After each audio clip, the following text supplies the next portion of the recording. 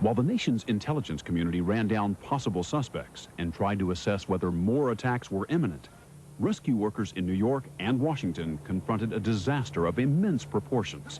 In New York, local hospitals began filling up, urgent calls going out to every available surgeon and nurse, long lines of people outside waiting to donate blood. It was a war zone. Unbelievable. And still, there was worse to come. At 9:59 a.m., the Trade Center's South Tower, the building that took the second hit, began to crumble. Back! Everyone get back!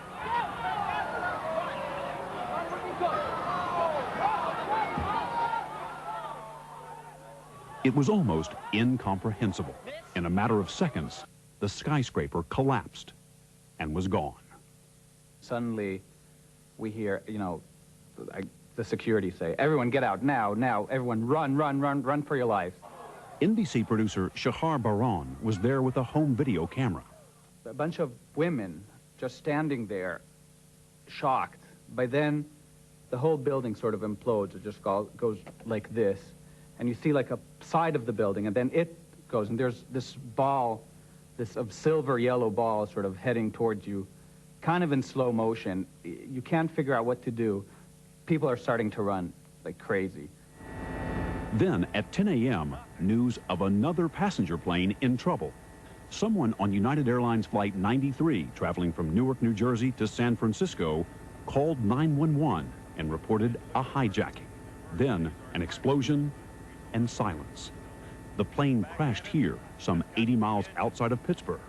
There were 45 people on board. So far, 3 passenger jets used kamikaze style, and a 4th that might have been. 266 people on board killed. The death toll on the ground still unclear. Then, at 10:30, another sickening sight. The tower still standing, following its twin, collapsing, vanishing in a cloud of smoke.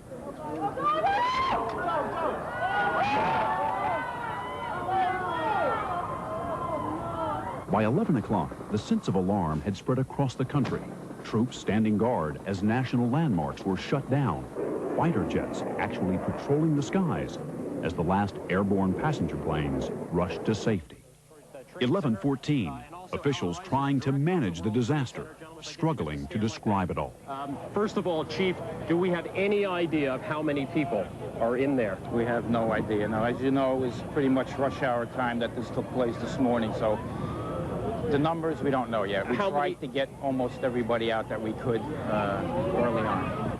10,000 people in each tower would typically be in there on a normal business day, and we get about another 5,000 visitors during the course of the entire day. So by 8:30.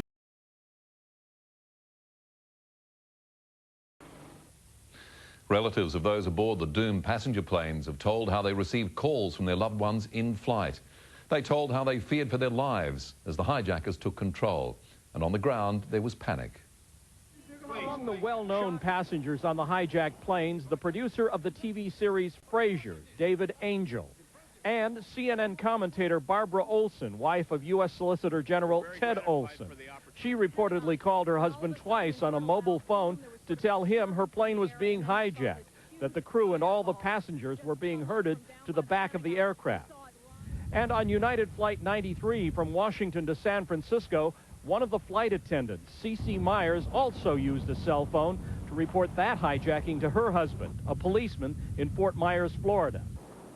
By midday in Los Angeles, FBI personnel were swarming over the airport, checking for possible bombs. At this moment, we cannot say the condition that these men are in, but we can say it was a source of great joy for the rescue workers, for the firefighters, when they were able to pull those men out.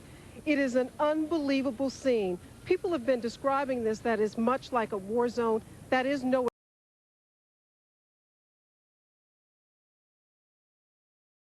exaggeration.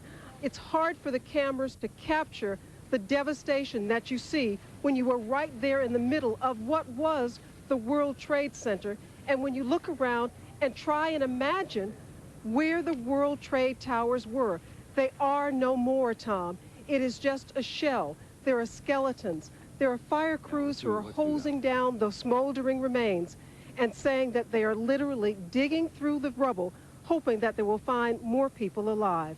There is a staging area which is only 1 block from ground zero, if you will. We got there as well. That is where the firefighters are actually devising plans for how they will systematically go through each and every inch of this area.